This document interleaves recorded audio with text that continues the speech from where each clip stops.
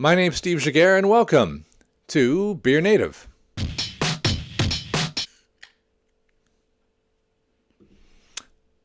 This is still dry January.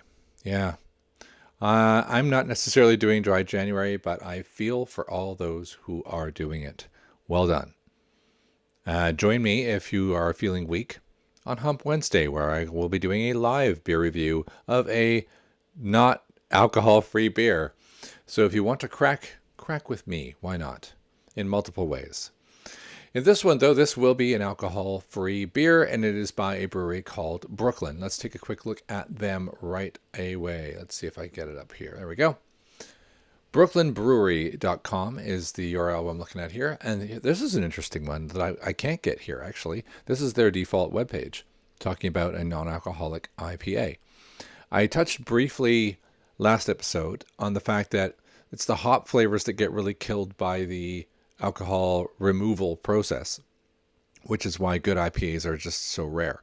Usually they're relying heavily on the bitters and a decent malt profile, or in some cases, neither of those things, as we have seen all too often. They're just looking to get an alcohol-free beer out there so that they can sell some beer during dry January. It does seem like that sometimes, and I will be looking at some of those as we progress through January, maybe even tomorrow. The one we're looking at today is kind of strange. If I flip over to their section on our beers, I can see this can right here. It says non-alcoholic hoppy brew. And hopefully you can see my mouse pointer. Do more of what you love. Drinking beer with booze in it? Maybe not. Special Effects, which is, I think, their branding, which is pretty cool, of alcohol-free range.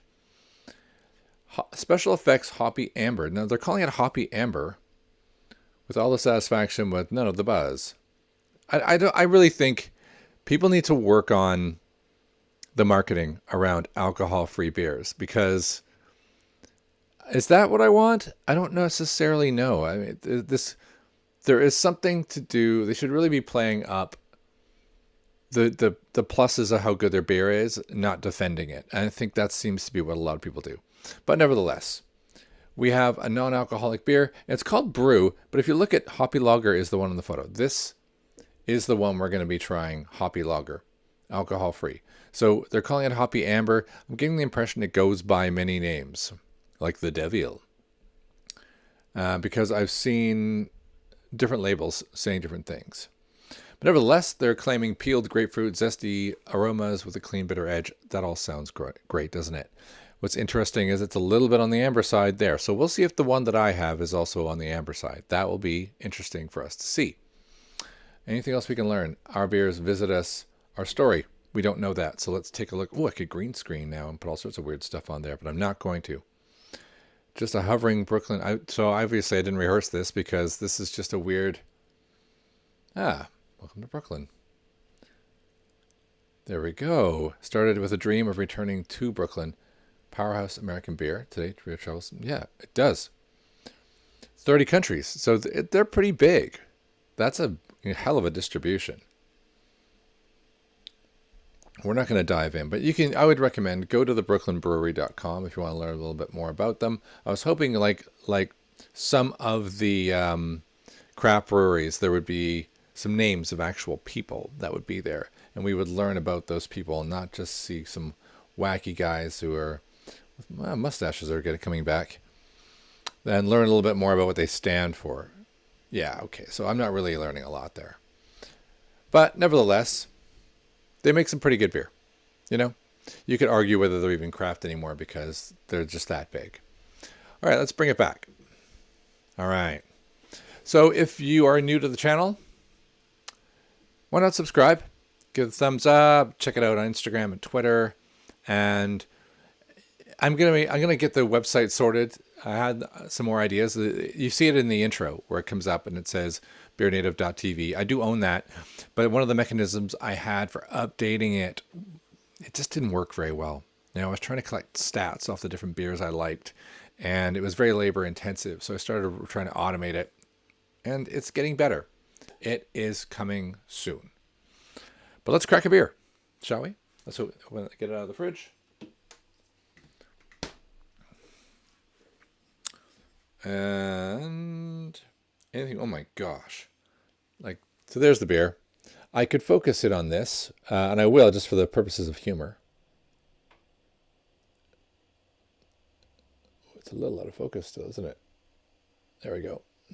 But unsuspected piney, pleasant, bitter, all good, right? That's the kind of beer where you're like, look how small that is. You know you have a lot of exports when your text is like ridiculous like that.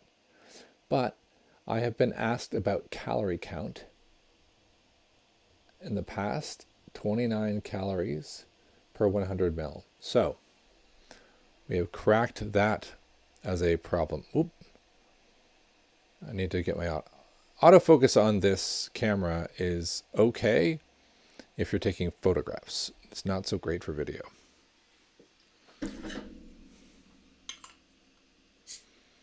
Pop that open. Give it a little sniffy. I'm not getting an explosion of hops.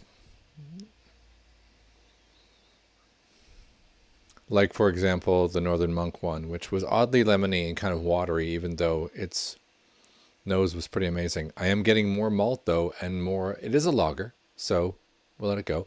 But I'm getting more lager smell than I am hop smell.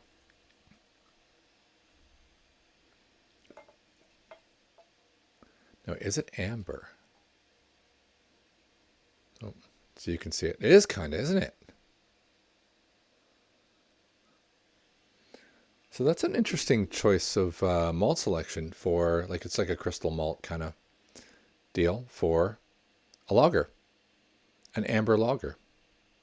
So that's fascinating already. It's a bit, they're not just trying to, I don't know, like go with just a pale malt or a pilsner that you would traditionally associate with a lager. They're just going with something amber, I guess, to backstop the potential lack of hop kick that you would normally get.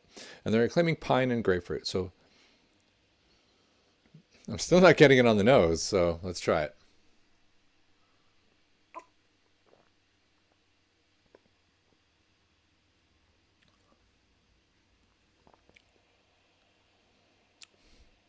Huh. That's not bad, actually. Very light grapefruit. Yeah, very light grapefruit. And I would say malty, just a little bit. But that pine is there, so it's got a long kind of finish. Let me try one more.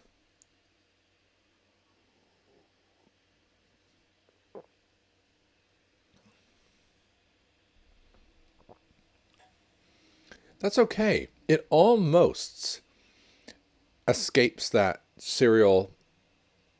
I always think of it as the Shreddies taste.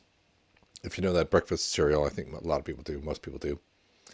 It almost escapes that totally, that I associate with like cheaper alcohol-free beers. The pininess of the hop works. There is a grapefruitiness that is undermined by a little too much malt sweetness. Otherwise, it would have had a bit of white. I would have associated with white grapefruit or white grapefruit peel. But it's not bad. Because I have such low expectations. Actually, growing improved expectations of what is possible with these kind of beers. So I'm just going to check out our beers again. What did it say specifically? It's called Hoppy Amber on their menu system as well, not Hoppy Lager. What did it claim? Where are you? Zesty, peeled grapefruit. Oh, okay. Peeled grapefruit. As opposed to an unpeeled grapefruit? What's interesting, I would associate it more with the peel than the grapefruit itself.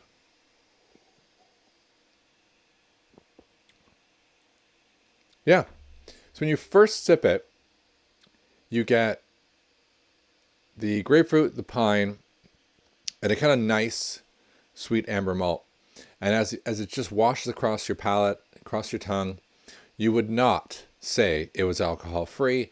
And then you get hit after the fact with the that kind of graininess, a little bit of yeastiness that is associated with alcohol-free beers. And then you go, oh no, this has that end kick that that is associated with it. But that's kind of nice. It's not there the whole time, and you can just have another sip, and it goes away, and you get something pretty nice. Oh, okay. Let's rate it up. Brooklyn, special effects, alcohol free. What's it say? 0.4. That's an odd percentage, but who cares really, right? Technically alcohol free still. 330 ml bottle. Their art always kind of looks the same. It's probably better just to do, rather than me holding it up for you to stare at. The split screen does it better justice. Like that's it right there. Same design, and pretty accurate. It's okay. You know, it's like it's bordering halfway between having a generic, somewhat Americanized looking label and brand recognition, almost more brand recognition than label recognition, and looking a bit crafty because of the wacky pattern that was on it. So not too bad. So I'm going to rate it as maybe a 3 on, let's just say 6 on packaging, because it did try a little bit. I'm not going to mark it down or mark it as non-existent, because it's pretty good. On accuracy, on uniqueness, a hoppy lager is not unique. Maybe from the alcohol-free area, it might be. I'm going to keep it at a 3. But for uniqueness, I'm going to give it a 4. Sorry, accuracy, I'm going to give it a 4. Because it really hit it. Its own description of piney, zesty grapefruit, and seemed to have a bit of an identity crisis about whether it's a hoppy lager or a hoppy amber. It is an amber, and it's good. So I'm just pretty pleased with it. It reminds me a little bit like the first time I tried Nanny State, but I haven't reviewed that yet, so I'm gonna get it. I've had it before, but I want to do a review of it, so I will draw a comparison with Nanny State when I talk about it. And it's good, so that gives me a 13 to start. And I think I'm going to give it a 7 to land pretty squarely on 20 out of 30. 3.33, maybe 3.25, I would say, on Untappd. It's about there. And that's pretty fair. Excellent. Well, that's the end of this one. Brooklyn, Special Effects Hoppy Lager. I think if you like lagers, it's pretty good. If you can get that at a good price, that's worth it for dry January. That's my endorsement on it, all right? So that'll be the end. And once again, do follow along and tell your friends and forward these onto Facebook groups and Reddits and things like that. That would be fantastic. My name's Steve Giguere. This has been yet another dry January alcohol-free beer review. Thanks for watching.